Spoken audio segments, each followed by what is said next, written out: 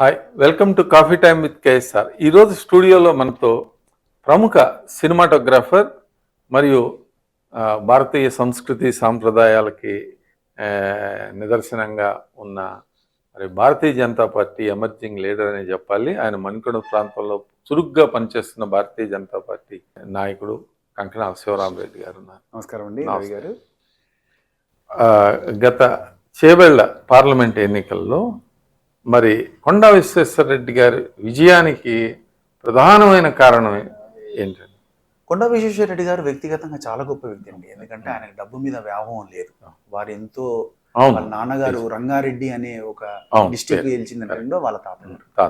So అతను గొప్ప వ్యక్తి. అతనికి అవసరం లేదు, అసలు రాజకీయాలు అక్కర్లేదు. కానీ ఆయనకి ఏంటంటే సేవ చేయాలి, సేవ చేసే అదృష్టం నాకు కలగాలని చెప్పి దేవుని ప్రార్థిస్తుంటారు. ఆయన కాదు, వారి శ్రీమతి గారు కానీ వాళ్ళకి ఏమీ ఎన్నిక లేదు. కానీ ఏ మచ్చలేని ఒక నాయకుడు మనకు కనపడుతున్నారంటే కొండా విశ్వేశ్వరరెడ్డి. అది మా అదృష్టం చేవెళ్ళ నియోజకవర్గానికి చేయడం. ఆయన పర్సనల్ చరిష్మా బాగా చాలా గొప్పనే. చాలా అసలు ఒక మనిషి ఆయన ఫేస్ చూస్తేనే ఒక మంచి ప్రేమ కలుగుతుంది. నా మనిషి మనకేదో చేస్తాడు, మనం వెళ్ళి అడిగితే ఏదో చేస్తాడనే ఇది వచ్చింది. అదే జనాల్లో కార్యకర్తలు కూడా మీలాంటి నాయకులు కార్యకర్తలు కూడా బాగా కష్టపడినట్టున్నారు. చాలా అసలు ఎట్లంటే మేము కష్టపడింది చిన్న వృతా సాయం అని జనాల్లోనే ఉందండి.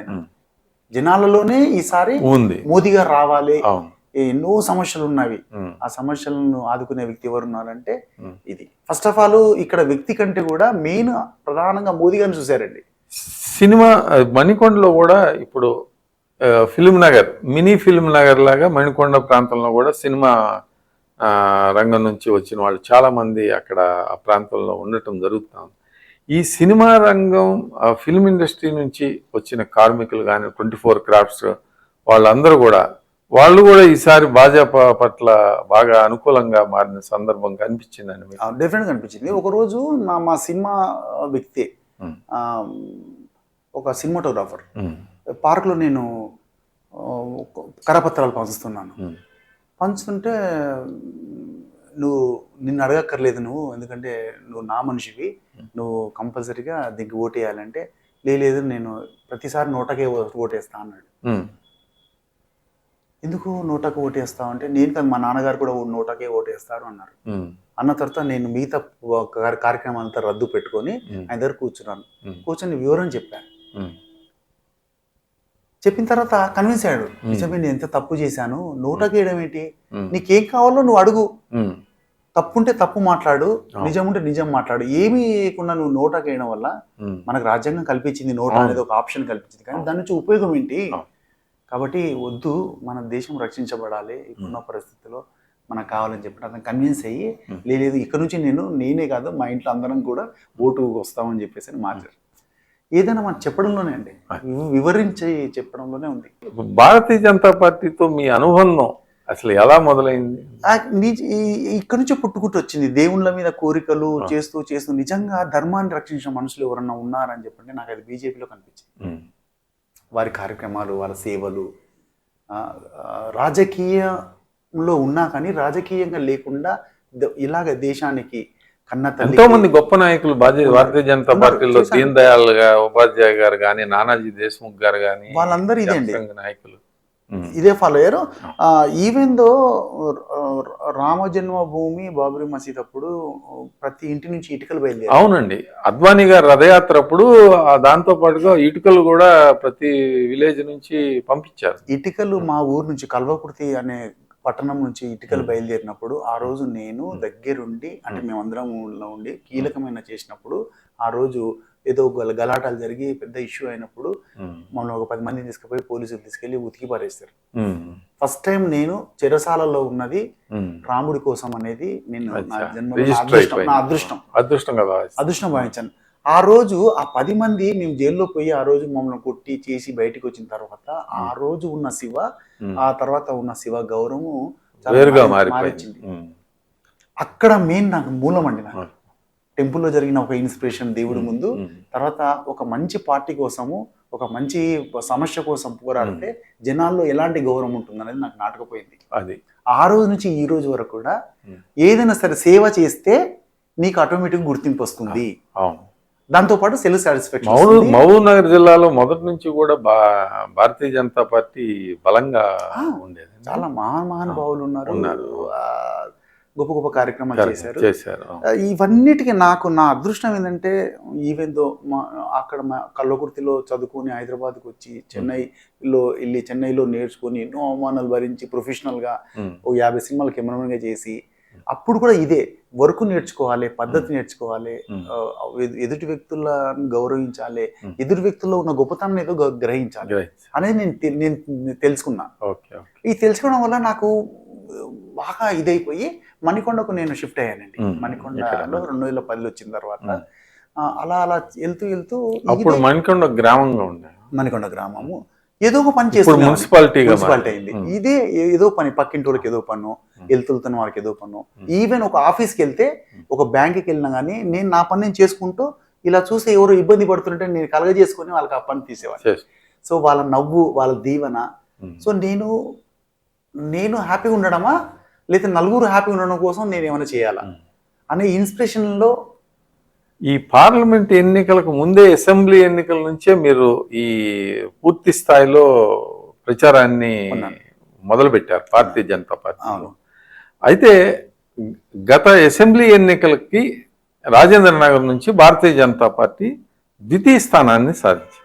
ప్రకాష్ గౌడ్ గారు గెలిచినా కానీ గత ఎన్నికల్లో భారతీయ జనతా పార్టీ సుమారు 87,000 పైసలకు ఓట్లను అక్కడ సాధించడం జరిగింది రాజేంద్ర నగర్ కాన్స్టిట్యున్సీలో. అయితే ఈసారి అనూహ్యంగా మరి చేవెళ్ల పార్లమెంట్ పరిధిలో ఉన్న అదే రాజేంద్ర నగర్ దీనిలో అనూహ్యంగా భారతీయ జనతా పార్టీ మొదటి స్థానాన్ని, మీరుంటున్న మణికొండలో కూడా దాదాపు అన్ని వార్డుల్లో ఏకపక్షంగా భాజపాకు మెజారిటీ రావటం జరిగింది. మీ అనుభవం ఏంటండి? రోజు అసలు ఎలా స్టార్ట్ చేసేవాళ్ళు? అసెంబ్లీ ఎన్నికలకి పార్లమెంట్ ఎన్నికలకి స్పష్టంగా మీరు చూసిన తేడా ఏంటి ప్రజలు? ఒకటి నమ్ముతానండి, నిజంగా కూడా చరిత్రలో మహాభారతాన్ని నడిపించిన ఒక కృష్ణుడుగా కానీ ఎవరైనా సరే నాయకుడు కరెక్ట్గా ఉండాలండి. ప్రతి పోరాటాన్ని కానీ, ప్రతి సమస్య కానీ, ఈవెన్ ఇంట్లో కూడా తండ్రి పాత్ర ఎంత మంచి ఉండాలంటే అది మెయిన్. ఇంటికి కానీ దేశాన్ని కానీ ఒక నాయకుడు కరెక్ట్ వాడు ఇతను అంటే నమ్ముతారు. ఇలాగా మన అదృష్టం ఏంటంటే మోడీ గారు, నరేంద్ర మోడీ గారు అప్రహితమైన వారు ఒక కనిపిస్తున్న ఒక భగవంతుడు, టవరింగ్ పర్సనాలిటీ. ఇండియాలో ఎవరన్నా ఉన్నారంటే నరేంద్ర మోడీ. ఒక భగవంతుడు, ఒక కారణ జన్ముడు, అంతే. అది మనం చేసుకున్న పుణ్యం, మన భారతదేశము చేసుకున్న పుణ్యం అనొచ్చు. అలాంటి ఒక మహానుభావుడు మనకు దొరకడం ఇదే అండి. అన్ని తరగతుల్లో ఉన్న ప్రజలకు ఒక నమ్మకం అంటే. సో నాయకుడే కరెక్ట్గా ఉన్నప్పుడు విజయం అనేది ఆటోమేటిక్గా వస్తుంది. అలాగా మేము ఉడతా సహాయం అండి. రామాయణంలో ఒక ఉడత సహాయం చేసినట్టుగా మేము చేసింది కొంత, బట్ నాయకుడు చేసేది ఎంత. ఆయన అంత ఏజీలో కూడా 24 గంటలు 16 గంటలు కూడా ఆయన చేసి ఆయన సభలు చూస్తుంటే అసలు మాకే ఆశ్చర్యం వేసింది. సో మరి ఎందుకు రాదని రిజల్ట్? ఆయన చేసేవన్నీ వైట్, ఎక్కడ ఇంత మచ్చలేని నాయకుడు.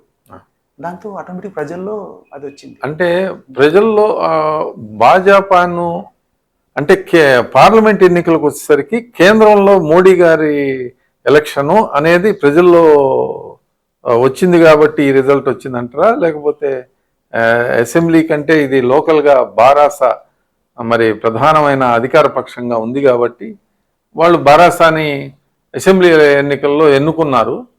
ఇప్పుడు వాళ్ళ ప్రమేయమే లేదు కాబట్టి మీరు ప్రధాన పక్షంగా భాజపా మణికొండలో రావటం జరిగింది. ఎలా జరిగేదండి మీ ప్రచార కార్యక్రమం ఉదయం దగ్గర నుంచి? నేను ఒకటి నమ్మానండి, మాకు ఒక డిసిప్లిన్ ఉంది సినిమా ఇండస్ట్రీ. అంటే రోజు ఎన్ని గంటలకు మీ ప్రచార కార్యక్రమాన్ని స్టార్ట్ చేసేవాళ్ళు? దీనికి మెయిన్ ఏంటంటే మా సినిమా డిసిప్లిన్ నాకు ఉదయం ఉపయోగపడింది. ఏదైనా ఒక పని ఒప్పుకునే ముందు ఆలోచించు, ఒక్కోసారి ఒప్పుకున్నావంటే అది కంపల్సరీ చెయ్యి అనేది మా బ్లడ్ లోనే ఉంది. సినిమా ఇండస్ట్రీ మాకు నేర్పిన ఇది, మా గురువులు, మహానుభావులు, వాళ్ళకి పాదాభివందనాలు చేస్తున్నాను. ఆ డిసిప్లిన్ మాకు నేర్పారు.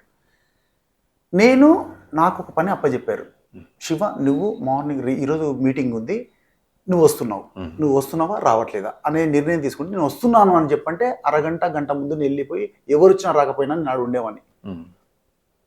సో ఇలా నా ప్రచారము 7 గంటలకు ఉందంటే 6:30కి వెళ్ళేసి గ్రూప్లో నేను ఫస్ట్ ఫోటో దిగేవాడిని.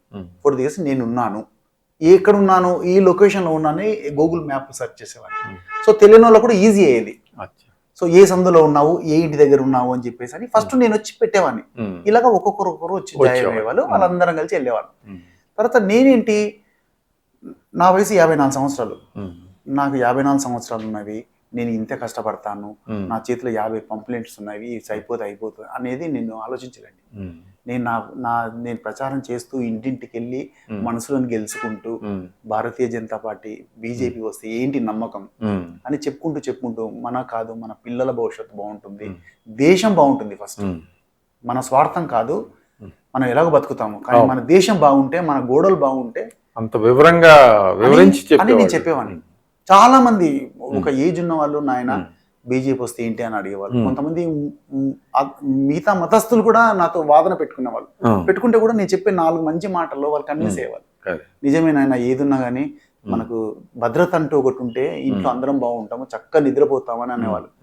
నేను ఒకటి నమ్ముతానండి, ఫస్ట్ ఆఫ్ ఆల్ నవ్వుతూ మంచి పాజిటివ్తో అప్రోచ్ అవుతే ఉరిశిక్ష పడే ఒక వ్యక్తి కూడా మారుతాడు అనేది నేను నమ్ముతాను. సో మంచి పలకరింపు, మంచి ముఖ కవలికలు చేసుకుంటే మాత్రం డెఫినెట్ గా మారుతారండి. శత్రువుడు కూడా మారుతాడు, ఇది సత్యం. ఇది శత్రువుడు కూడా మారుతారు.